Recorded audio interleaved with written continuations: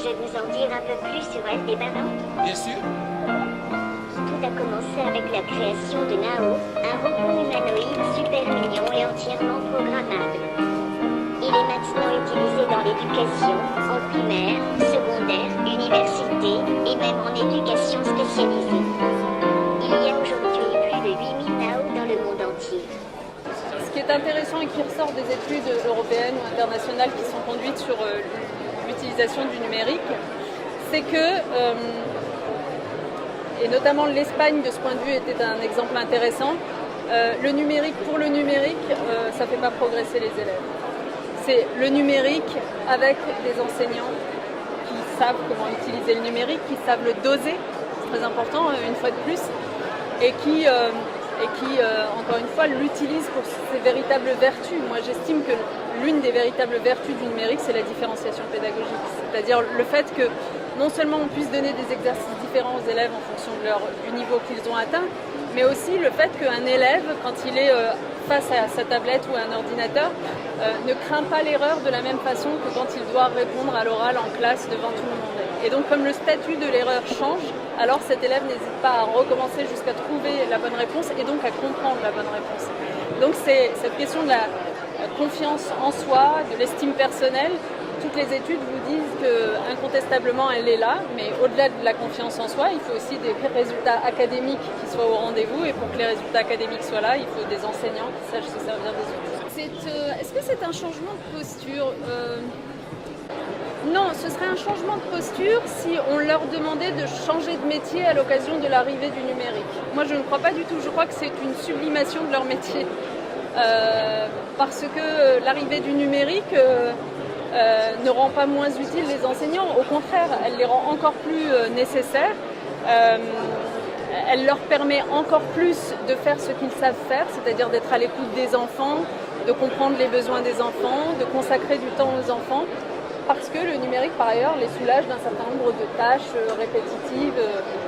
Voilà. Et donc, moi, je pense que oui, le numérique, c'est une façon, au contraire, de renouer avec ce qui fait le métier d'enseignant. C'est un navigateur sécurisé, qui est un navigateur qui a même en plus une version sécurisée pour les enfants, et dans lequel Quant Junior sera embarqué. Vous avez un univers 3D, mais c'est du jeu sérieux, du jeu avec des vraies questions validées, évidemment, et complètes, qui permettent à l'enfant d'apprendre. Là, par exemple, c'est évidemment sur l'Internet, savoir faire attention à ses mails, ne pas poster n'importe quoi sur des réseaux, et ainsi de suite.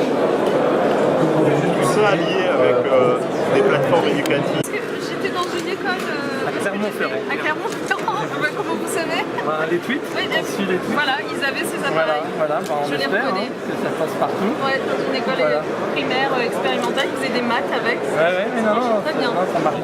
Et alors du coup, j'en ai fait l'expérience, c'est très léger. C'est très léger, c'est les enfants incassable. les manient bien, ouais, ça se casse visiblement pas. Ils les amènent en sortie scolaire, en histoire, en géo, ça peut prendre la pluie.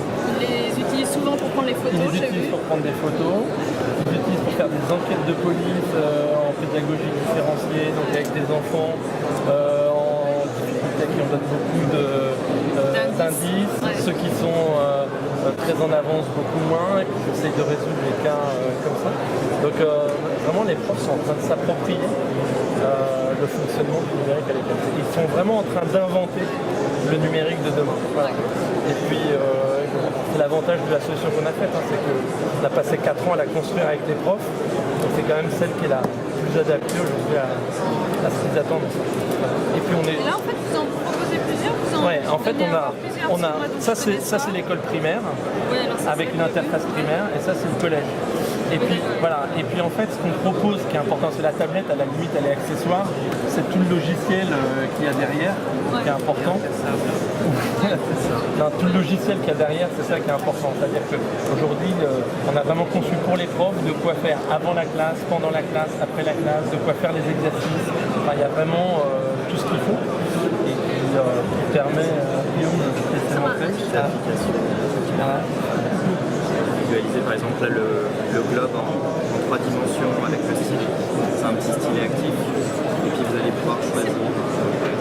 C'est récemment j'ai essayé d'acheter un stylet comme ça pour mon usage personnel et du coup j'ai fini par conclure que ça n'existait pas, mais ça existe. C'est une technologie qu'on a développée développé avec un PCB à l'intérieur qui permet d'avoir de l'écriture fine, qui permet d'avoir une dôme, voilà. Dans le commerce, c'est Avec un bourron, un bourron qui ne permet pas de maîtriser l'écriture de la même façon. Et ça, pour l'instant, on peut pas le trouver. Si, ça y est, nous on le distribue, voilà, on distribue ça, voilà. Je vais venir vous l'acheter. Voilà.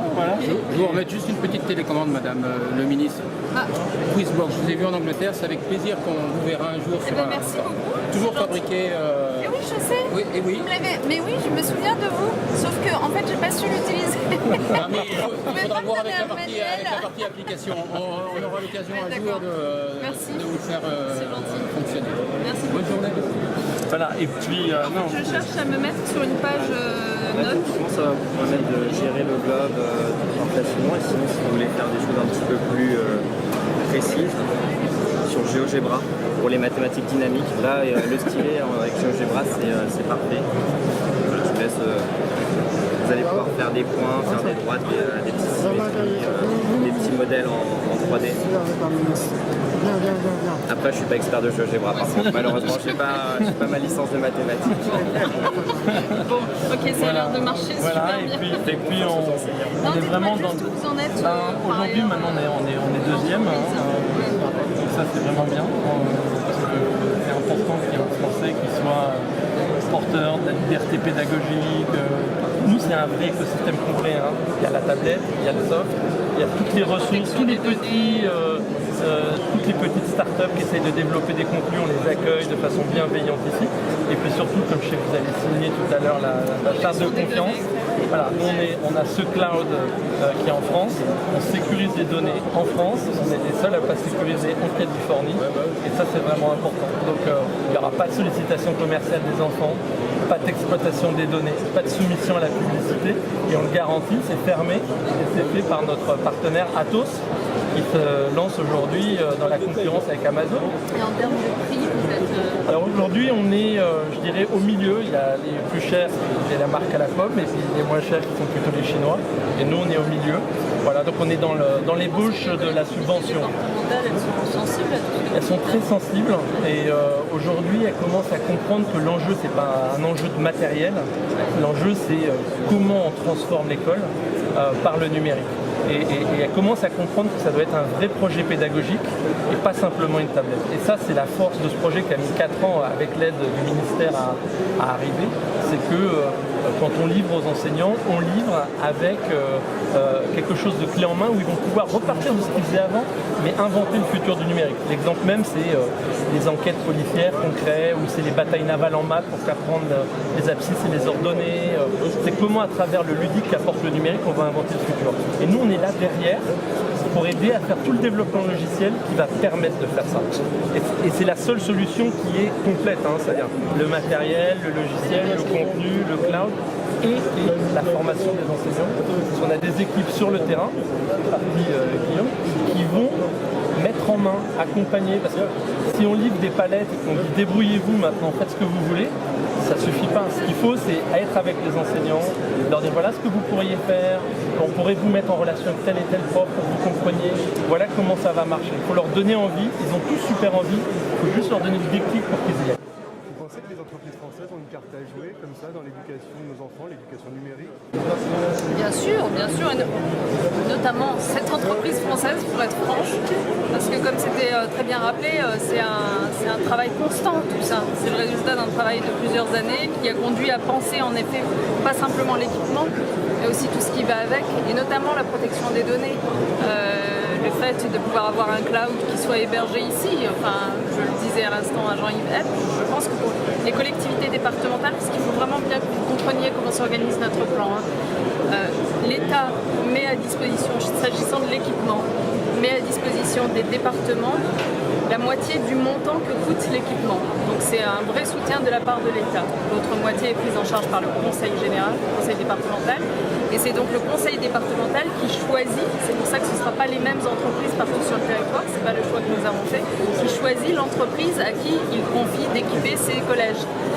Mais je le disais à l'instant, je pense que les conseils départementaux, qui sont nombreux, que j'ai au téléphone en ce moment, les présidents de conseils départementaux, pour discuter de ce plan. Ils seront très sensibles évidemment au fait d'avoir une solution complète dans laquelle on est sécurisé à la fois sur la qualité de l'équipement, sur la prise en main de l'équipement par les enseignants parce qu'on les aura formés à prendre en main cet équipement, et puis sur la protection des données. On va en parler beaucoup tout à l'heure puisque nous signons une charte avec la CNIL, et c'est un enjeu majeur si on veut que les enfants, leurs parents, les enseignants s'engagent avec confiance dans ce déploiement du numérique. Il faut tout de suite régler la question de la protection des données.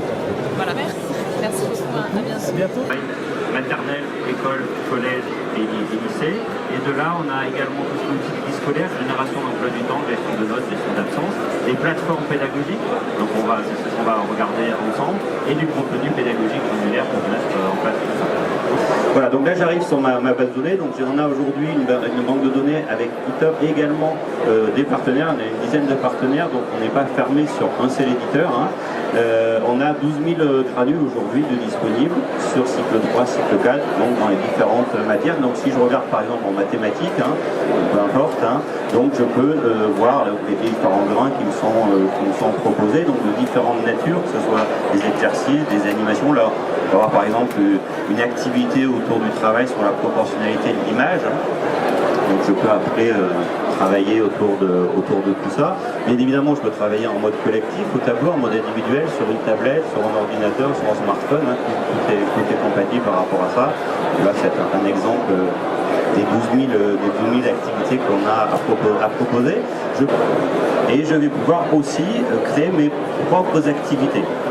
Voilà, donc là je vais mettre une activité que j'ai déjà créée, qui me permettent par exemple de travailler sur les différentes étapes d'élection. Donc ça c'est l'enseignant qui l'a créé lui-même à partir d'un certain nombre d'outils qui sont à sa disposition. Voilà, donc là on va voir, elle est déjà créée, je peux la modifier. Voilà, c'est un exercice de classement, voilà. Voilà, donc différentes activités. Et donc une fois que j'ai fait ce parcours, donc vraiment je peux des ressources déjà préparées, des ressources que je trouve sur le web, des ressources que je crée moi-même, que je peux bien évidemment partager aussi avec mes pairs, parce que c'est l'intérêt d'être connecté à l'ENT, c'est que je peux les partager avec les autres enseignants de ma discipline, de mon bassin, de mon académie. Après tout ça est bien évidemment paramétrable, donc là voilà, je peux modifier mon activité que j'ai créée.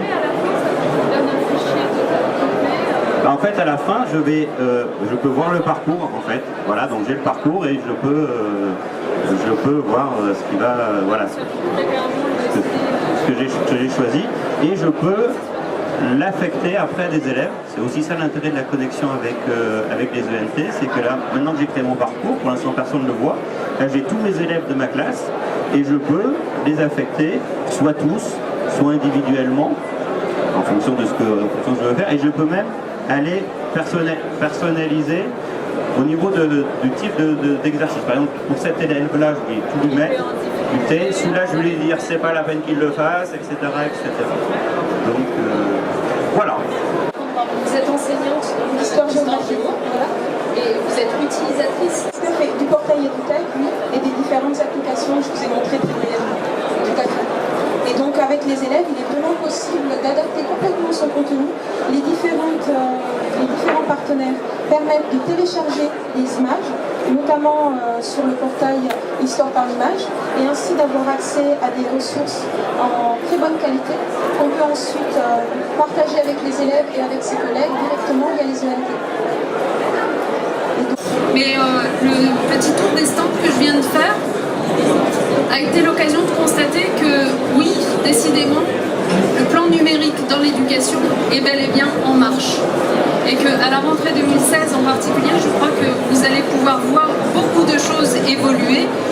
Bien sûr, en matière d'équipement des élèves, puisque c'est un des piliers de notre plan, et qu'à la rentrée prochaine, dans un nombre très important de collèges en classe de 5e, vous verrez arriver, cofinancés par l'État et par les collectivités départementales, ces tablettes numériques ou ces outils, ces ordinateurs portables qui vont permettre aux élèves d'utiliser les ressources numériques qu'on mettra à leur disposition. Mais j'allais dire, cet équipement ne serait rien si on n'avait pas les deux autres piliers de notre plan numérique, que sont la formation des enseignants, et puis le troisième pilier, c'est bien sûr des ressources disciplinaires qui sont en cours de construction. Nous avons lancé des appels à projets auprès des éditeurs pour ce faire.